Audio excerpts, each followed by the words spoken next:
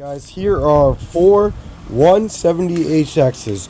My latest GPU purchase. I'm not buying many GPUs right now just because holidays and kids and life and everything, but when I do, I try to make them count. So here are four 170HXs that I just purchased. So right now we're going to be putting these into this Octominer X12.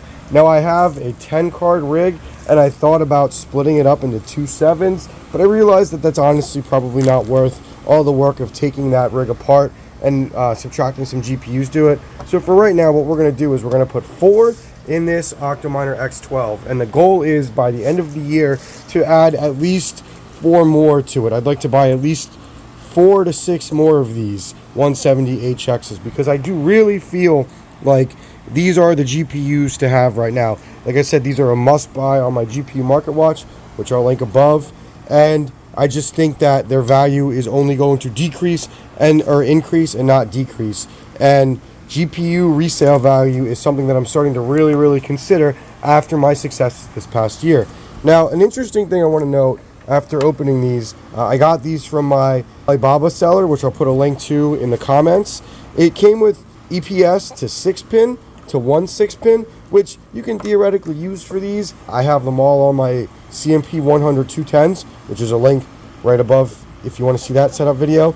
But I decided that we're going to be using the 2 8-pin to EPS for these as they draw more power, and I'm lucky as I have quite a lot of them available from when I traded for the 100-210s from PCSP. So now we're going to get these in this Octominer, and then I'm going to show you what you need to do to make sure that the Octominer is good to go in terms of taping up the airflow, and then how we're going to set these up, and also what we're going to mine on these. So let's get to that after a quick word from our sponsor.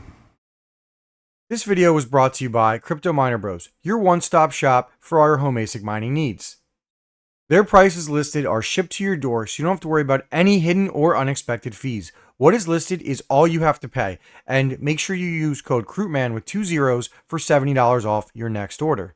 My most recommended miner right now would be the Jasminer X16Q. I love mine, and I've had it for almost a year now, and it is still profitable. I prefer recommending ETH hash ASICs because there are tons of mineable coins on them, so they tend to stay profitable longer than other algo-specific ASIC miners. So thank you again to Crypto Miner Bros for sponsoring this video, and don't forget to use Krootman with 2 zeros for $70 off your next order.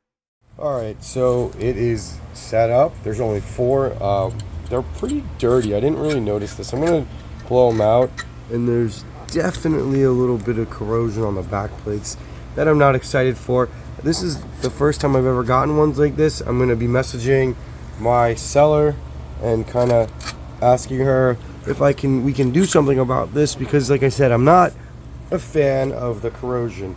Anyway, I put tape on the slots that are not being used. I have a hole in there I got to fix to force the airflow through these 4 GPUs, and again, the goal I think is to get this to 12. I'd like 2 12-card rigs of these before the bull run. So I plug the rig in, I reboot it, it shows up, and we get this. Womp, womp, womp. The 170HXs are 10 gig, not 8 gig. The reason, now normally you would think, oh, that's awesome, you ordered the 8 gig and you got the 10 gig. Well, in this case, you would be wrong. The 8 gig has a better BIOS.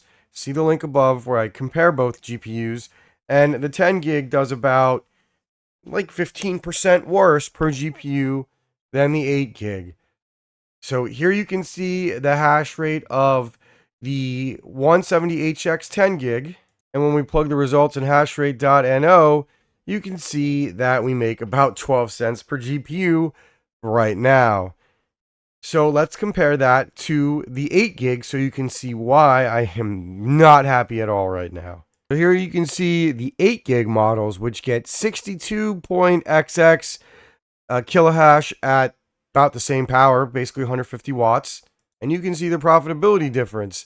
It's about a 25% difference in profitability. So it does matter.